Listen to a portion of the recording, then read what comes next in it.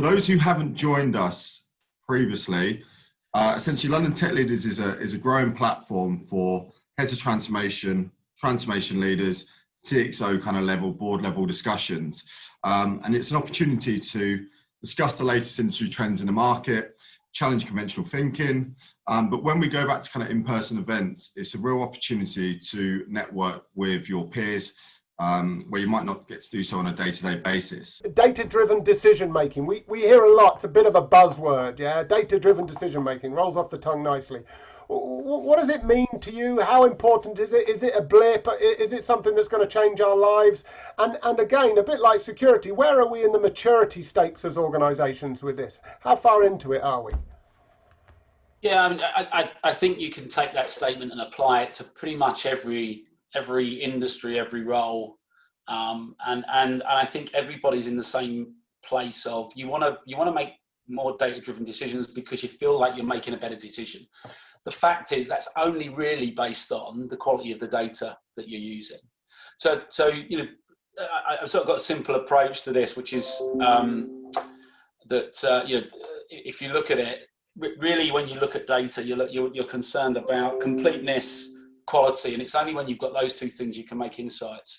So actually, it's in some instances it's worse making, you know, it's a worse place to be making poor decisions on poor data because you think you've got good data to make it on than not. So I mean, we're very focused on that at the moment because if anybody's been through any sort of digital transformation, it's almost impossible to do that without first addressing what your data looks like. And you know, we're looking at very much a data-driven transformation for the insurance market because the quality of data that at the moment flows through the market is pretty poor. And that's really because in a non-digital environment, a lot of those gaps are fixed as it goes through the journey. So, you know, we do a lot of data validation, we do a lot of data verification as it goes through the journey. If you truly want to digitalize any process or any customer journey, you need to ensure that actually you've got a solid understanding of what's your minimum data records that you're going to need to ensure that flow runs smoothly. So I think decision making for me comes at the end of a chain around and I think most organizations, if you get to the fact where you could actually make really insightful decisions based on good data, it's a great place to be. I think for many organizations and for many industries, the challenge is actually getting that quality of data to get there. A very similar example in the water industry, when I was running Mosul, and we were, you know, our challenge there was really, believe it or not, is that most people don't know where the water meter is because it's not one of those that's regularly used. So we were looking at, you know, how do you get water meter readings to look at how you can save water if you can't even find the meter. So yes, you can make decisions off the back of volumes, but actually you found out that most of those volumes were estimated because nobody could actually get the core data. I think if you're starting from a position where you've got good workflow, where you've got good capture up front, where you can capture customer data and you can get that analytics, you know, you can make good decisions. But I don't think it's just about decision making. I think it's the journey to get to the decision. Some people are in a better place than others, but I think a lot of us are still back in the place of, certainly we are, is looking at our completeness of the data. Then we can move on to the quality. Then we can get to that decision making and analytics. Okay, that's insightful, I think. One of our audience has picked up on this and said, it's when leaders abdicate responsibility and look for data to make decisions rather than using data to inform decision making. It's a subtle difference but has a potentially big impact. That's from Harvey. Thanks for that, Harvey. I mean, I think that's probably some of what you were trying to say there, Des, about the journey. Niamh, the NHS, I know that in your particular area you're not necessarily front line, but there's a lot of data that is being thrown about in the press and the media about the NHS and various things. Your world must contain a lot of data points and also a lot of decisions that need to be made. How are you pulling those two together in that world? It's actually really hard to get all the data that you need to make that right decision making that Des was talking about, right? So it's about pulling the right data together. And the reason is because actually the data often resides in multiple different parts of the system, and there is actually, there's no neat one single central repository. I think what we're seeing now is an increased ability of parts of the NHS to kind of deal with some of the sharing of records. So things like, patient records, you can download an app now, and in fact, see some of the records. But also where you actually don't need as much data as you thought in order to drive some of that decision making. And so that's something that we've been grappling with. The data that we deal with in resolution is highly sensitive, and actually, because there's not millions of records that are identical, it can be quite easily, reverse engineered and stuff like that. So you have to be quite sensitive.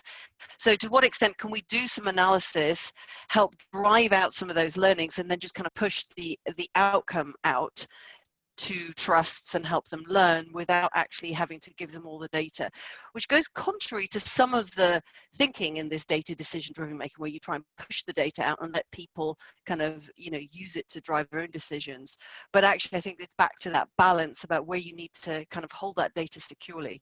But it is a challenge for the NHS, I don't think there is an easy answer to how to knit data and really have it drive, particularly things like population health. There's lots of initiatives going on to try and address that, but it is a challenge. Great, thank you. Phil, what about in your world? Slightly different from the NHS. You got a view on this?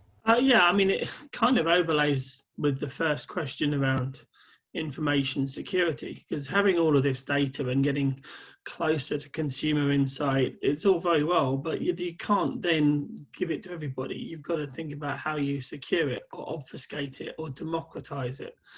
And I think that lends back to the commentary around making a decision versus informing a decision, because the moment you start obfuscating it and making it trending data, then you're informing a decision.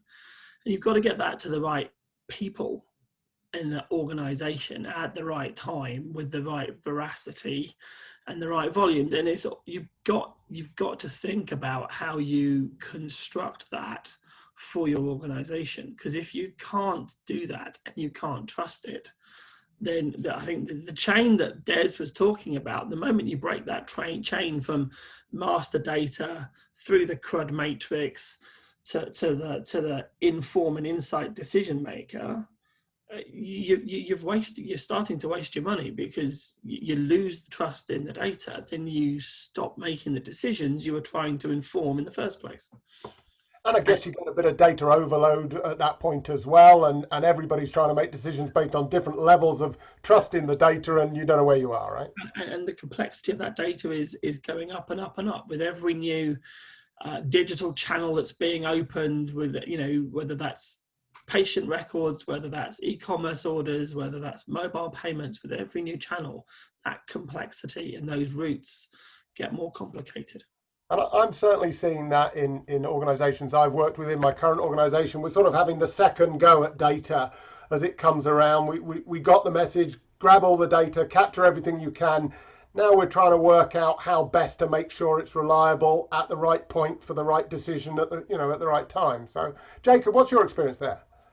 Well, and yeah, absolutely. I agree with what's been said. I think data is important for decision making, not internally. So if I consider insurance, you look at the value chain. Data is important in the lead generation and broker profiling, in informing underwriting and pricing. It's used in claims, looking at fraud. So all of that is really, really important. And most insurance companies have got tons of data. It's the question about how to get to it, because you've got the drag of legacy.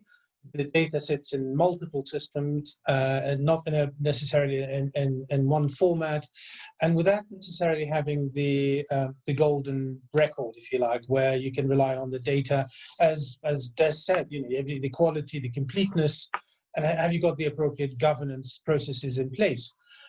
So the kind of the thing, in my view, that is really important to do is to focus on the foundation, or the foundational capabilities within an organization.